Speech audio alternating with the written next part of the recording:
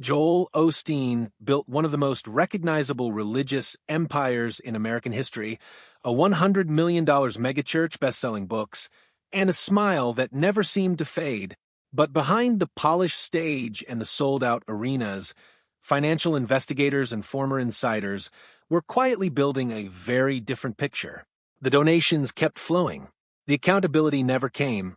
And when the final sentence was handed down, even his closest supporters went silent. The building itself tells the first part of the story. Lakewood Church sits in the heart of Houston, Texas, a 606,000 square foot structure that was once the Compaq Center, home to the Houston Rockets. In 2003, the city sold it to Lakewood for approximately $7.5 million. For context, the arena had been valued at many times that figure. It was a deal that raised quiet eyebrows at the time, though few pushed back publicly. Joel Osteen didn't build this from nothing. He inherited it.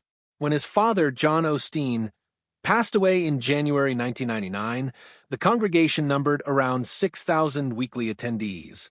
Joel, who had no formal seminary training and had spent most of his career behind a camera rather than a pulpit, stepped into the role almost reluctantly. At least, that was the story told publicly. Within 10 years, weekly attendance had climbed to nearly 17,000. The building, officially seating 16,800, was regularly filled. The books followed. Your Best Life Now, published in 2004, sold over 4 million copies worldwide and spent more than 200 weeks on the New York Times bestseller list. The royalties were substantial. And this is where Osteen's public financial explanation began. He stated openly that he drew no salary from Lakewood Church, that his income came entirely from book sales. On the surface, it sounded transparent, even admirable. But church records and available tax filings told a more complicated story. Lakewood operated as a tax-exempt religious organization, a classification that shielded it from the standard financial disclosure requirements applied to other nonprofits. Billions of dollars in donations moved through the institution with limited public accounting. No independent audit was required. No executive compensation report was mandated. For years, that arrangement held without serious scrutiny. The congregation kept growing. The cameras kept rolling. And the numbers that didn't quite add up stayed buried. Quietly, patiently, waiting for someone to look closely enough.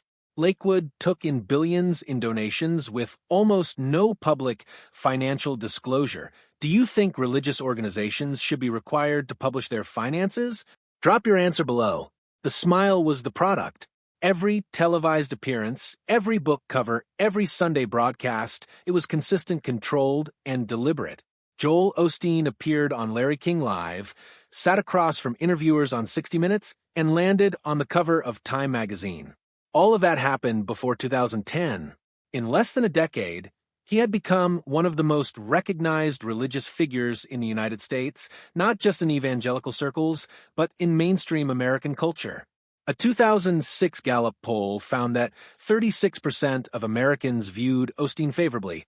That number is significant for one specific reason. Osteen had never attended seminary.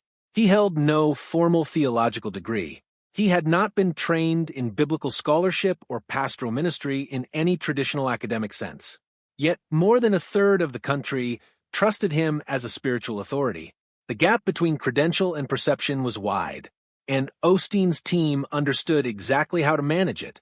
The message he preached had a name inside theological circles: the prosperity gospel. The core idea was straightforward. Faith, when practiced correctly and supported financially, would produce material blessing. God wanted believers to succeed. Poverty was not a virtue. Wealth was evidence of divine favor. Critics inside the evangelical world were not subtle about their opposition. Prominent theologians and fellow megachurch pastors publicly described the prosperity gospel as spiritually dangerous, a framework that repackaged financial giving as a religious obligation and promised returns that no institution could guarantee. But the criticism rarely reached the people sitting in those 16,800 seats every Sunday. A 2017 investigative report by the Houston Chronicle examined Osteen's messaging patterns across multiple years of sermons and broadcast content. The findings were pointed. His language consistently linked personal breakthrough, health, finances, relationships to the act of giving to the church. The connection was never crude. It was woven carefully into narratives of hope and perseverance. But the through line was there, documented and consistent. Former staff members, speaking anonymously to journalists over several years, described something that sounded less like a ministry and more like a revenue operation. Tithing numbers were tracked quarter over quarter. Internal targets existed. Leadership conversations reportedly focused on giving metrics the way a corporate sales team would discuss pipeline. The language of faith was present throughout, but so was the language of growth, retention, and yield. The theological packaging was warm, genuinely warm by most accounts, but the structure operating beneath it followed a different set of rules entirely, and those rules were about to face a very different kind of scrutiny. In August 2017, Hurricane Harvey made landfall on the Texas coast and didn't move. It stalled. For days, it sat over Houston and released more than 50 inches of rain, the highest rainfall total ever recorded from a single storm system in United States history. Entire neighborhoods disappeared underwater. Hospitals evacuated patients. Tens of thousands of residents lost everything they owned within hours. The city's emergency infrastructure was overwhelmed almost immediately. Lakewood Church sat dry. The 606,000 square foot facility, large enough to shelter thousands of displaced families, did not open its doors in the immediate aftermath. Osteen's team released a statement explaining that the building had experienced flooding and was not accessible. It was a reasonable-sounding explanation. It was also wrong. Within hours of that statement, Houston residents began posting photos and videos to social media. The interiors of Lakewood were dry. The floors were clean. The seats were empty. The contradiction between the official statement and the visual evidence was immediate and undeniable. The public reaction was swift and severe. National media picked up the story within 24 hours. Osteen's name trended across every major platform. The criticism came not just from secular commentators, but from pastors, theologians, and active churchgoers across the country, people who understood, perhaps better than anyone, what a 16,800-seat facility could have meant to a city drowning in real time. Within 48 hours, Lakewood reversed course. The doors opened. Cots were set up. Supplies were brought in. The church eventually sheltered around 400 displaced residents, a number that, measured against the building's actual capacity, only sharpened the criticism rather than quieting it. The reputational damage was measurable. A YouGov poll conducted in the weeks following Harvey found that Osteen's favorability rating among non-religious Americans had dropped by nearly 17 percentage points.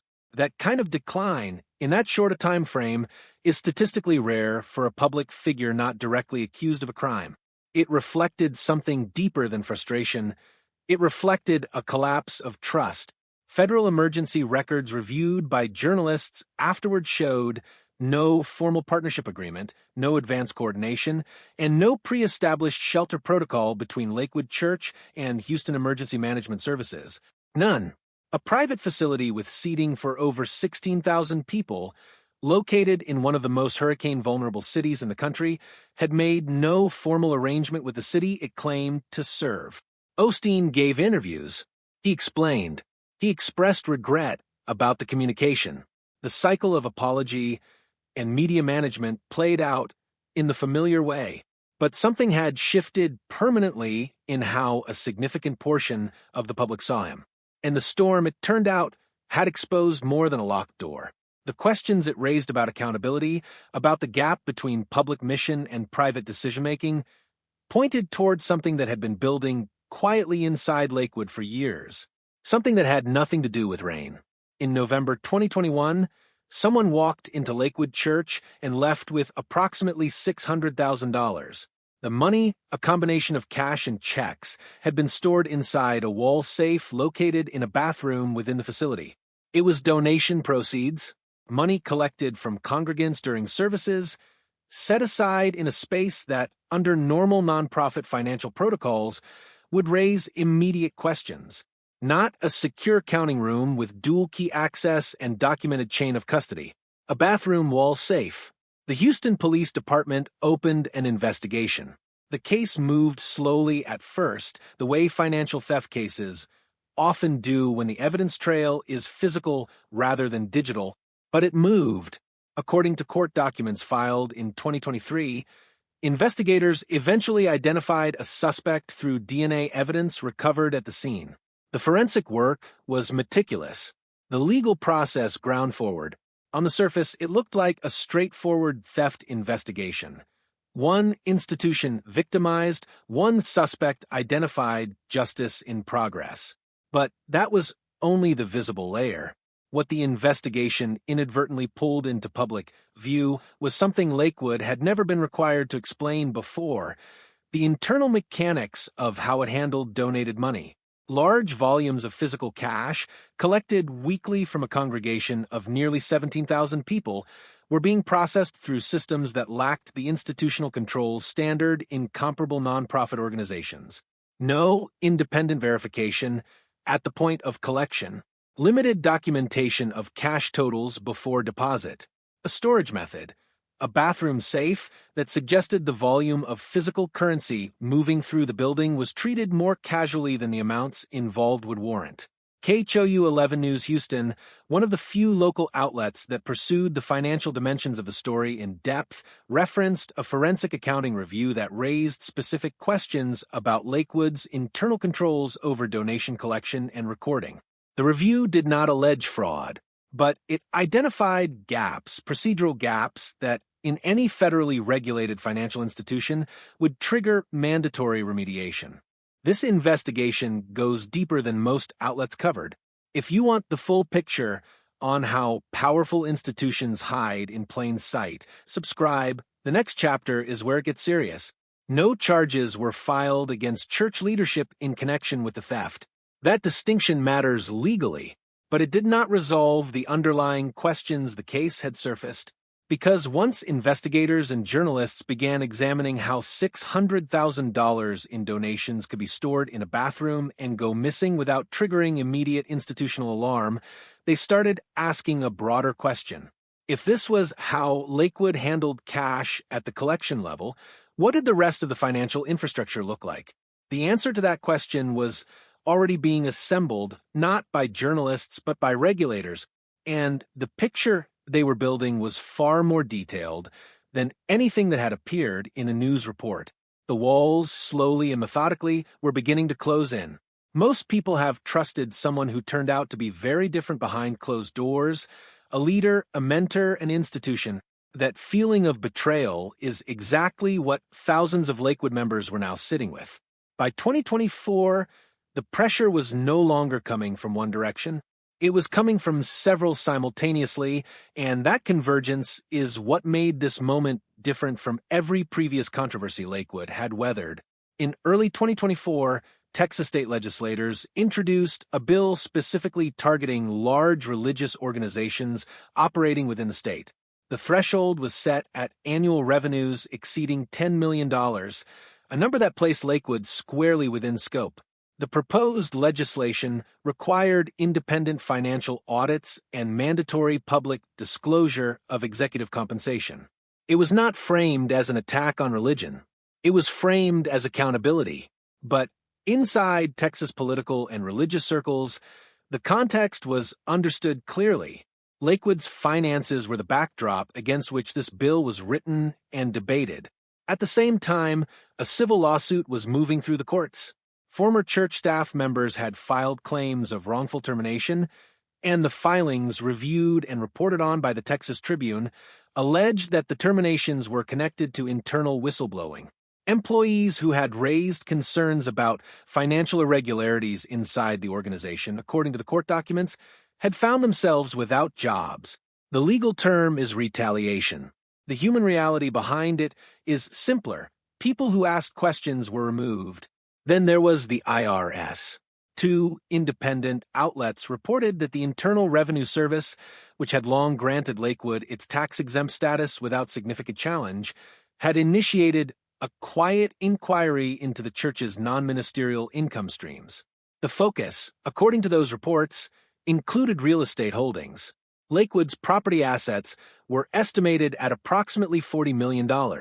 Real estate income, when it falls outside the direct scope of religious ministry, occupies a complicated and heavily scrutinized space in tax-exempt law. The IRS does not open inquiries casually. The agency moves slowly, deliberately, and with documentation. Osteen's legal team responded to each development with carefully worded statements. No wrongdoing, no misconduct, full cooperation. The language was precise and consistent. The language of attorneys managing exposure, not of leaders welcoming transparency. But the filings were public record. The legislative debate was documented. The IRS inquiry was confirmed by multiple sources. And somewhere in a courtroom that never made the evening news, the final chapter of this particular story was already being written, one line at a time.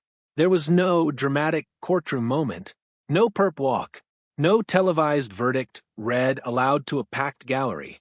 The proceedings that formally concluded Lakewood's legal exposure unfolded quietly in the methodical language of regulatory settlements and civil filings, the kind of legal architecture that rarely makes headlines but carries consequences that last for years. According to court records finalized in late 2024, a settlement agreement was reached between Lakewood Church and state regulatory authorities. The violations cited covered two primary areas: financial disclosure failures and the misclassification of taxable income streams. In plain terms, money that should have been reported and taxed had been categorized in ways that shielded it from standard oversight. The settlement did not require Lakewood to admit criminal wrongdoing, but it required something that, for an institution that had operated with almost no external accountability for 2 decades, may have felt equally significant: structural change. The terms of the agreement included mandatory restructuring of Lakewood's financial governance from the ground up. An independent financial oversight board was to be appointed, outside professionals with no existing ties to the church, empowered to review how donations were collected, recorded, and spent. Beyond that, a financial penalty was imposed. Legal analysts who reviewed the settlement terms estimated the figure at between $3.5 million and $5 million. For an organization that had processed billions in donations, the dollar amount was not existential, but the governance requirements were. Osteen himself was not criminally charged. That line matters, and it should be stated clearly. No prosecutor filed charges against him personally, but the absence of criminal charges did not neutralize the reputational consequence, and the numbers that followed the public announcement made that plain. In the months after the settlement became known, weekly attendance at Lakewood dropped by an estimated 22%, according to internal figures cited by a former board member who spoke to the Associated Press. In a congregation that had once filled 16,800 seats every Sunday, that represented thousands of empty chairs.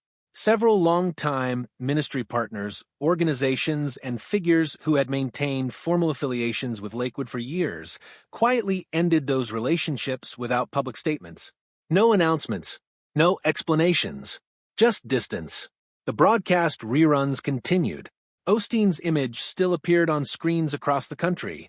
The same composed expression, the same measured cadence, the same smile that had defined his public presence for 25 years. But the building behind that image had changed. The institution that Smile had built was now operating under external oversight for the first time in its history. In the space between the image and the reality, something had been permanently altered. Not loudly, not dramatically, but completely.